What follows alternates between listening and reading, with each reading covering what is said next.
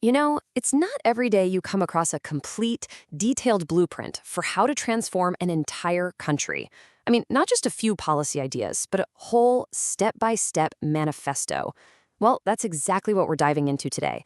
A really bold vision for the future of Bangladesh, all laid out in one ambitious text. So, where does all this come from? It's from a book by Guru Dalawar Hossain called The Architects of Tomorrow. And right from the get-go, the author makes it clear this isn't just a collection of thoughts. It's meant to be the foundational plan for a total national comeback. And the author's own words really tell you everything you need to know about the intention here. The book's preface calls it a thoughtfully crafted manifesto and a strategic roadmap. That language tells you immediately this is way more than just political commentary. It's a plan for action. So, what's the big goal here? Well, it is incredibly ambitious. The aim is to lift Bangladesh to the same level as highly developed nations like Japan, Finland, and Singapore. And the way to do it?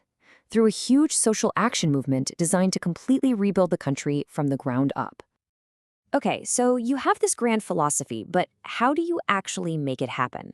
That's where the book gets really specific. It lays out a geopolitical strategy to turn the vision into reality, a detailed roadmap called DAFA-19. And here we go. This is the official logo for the DAFA-19 initiative, which kind of gives you a visual snapshot of the whole plan. It represents the main pillars of the strategy: building strong alliances, making decisive moves on water disputes, and tackling the Rohingya crisis head-on. So let's break it down. What exactly is DAFA-19? The strategy hones in on 4 critical areas. As you can see, it's about boosting national sovereignty and the economy, for sure, but it also puts a huge emphasis on regional security and managing the country's vital rivers. The idea is that all of these are totally interconnected. You can't have one without the others. So let's see what that actually looks like in practice. All right, the first major piece of this puzzle is all about creating powerful international partnerships. The plan really hammers home the need to build a network that's focused on both military strength and business ties. And the plan is super specific about who these partners should be. It calls for strategic military alliances with the United States, the EU, Turkey, Japan, key Middle Eastern states, South Korea, and Singapore. You can see this is a very clear turn towards major global economic and military players. But okay, how would you actually build these alliances? Well, the manifesto lays out a pretty clear 3-step playbook. Step 1. Crank up commercial relations to get big multinational companies to invest. Step 2, as you build those economic ties, start weaving in security and military cooperation. And the final step, use that new, stronger relationship to get free military weapons or the money to buy them. Now, the second pillar of DFIA-19 gets into one of the most critical issues for Bangladesh, something that's been a problem for a long, long time: disputes over water sharing and its transboundary rivers. And the solution it proposes is a 2-pronged attack. On the one hand, domestically, the plan says to act immediately, kickstart the huge Teesta Master Plan project, and specifically hire China to do it because of their reputation for getting things done fast. And at the exact same time, on the other hand, apply international pressure. How? By taking the issues straight to the UN's International Court of Justice and using European river agreements as a legal model. Next up, the strategy gets really assertive when it comes to the Rohingya refugee crisis, which it then directly connects to a historical claim on the neighboring Arakan region. On the Rohingya crisis, the proposal is, well, it's blunt.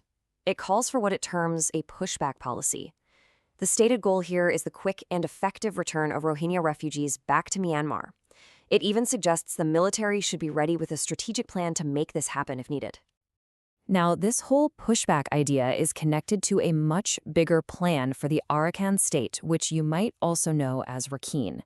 The historical justification that the plan uses is this claim right here, that Arakan state was an integral part of eastern Bengal before 1784. So, working from that historical claim, the manifesto then lays out a plan for what would happen after integration. This includes bringing Arakan into Bangladesh while promising it autonomy, giving China access to the Sitwe seaport to build that partnership, and then putting both agricultural scientists in charge of development and a lieutenant general in charge of security, specifically to control drug trafficking and NGO activities. So, after laying out all of these detailed and, let's be honest, often confrontational strategies, the plan finally comes full circle, back to its huge overarching ambition. All of these different steps are meant to serve one massive ultimate goal. And that goal, stated right there in the preface, is to elevate Bangladesh to its rightful global position, turning it into a beacon of stability and progress, right up there with nations like Japan and Singapore. At the end of the day, that's the destination, and DAFA 19 is laid out as the roadmap to get there. Which brings us to a final question. Whether you look at this plan as a practical roadmap or a pretty radical dream, it really does make you wonder, what role do these kinds of ambitious manifestos actually play in shaping a nation's destiny? Definitely something to think about.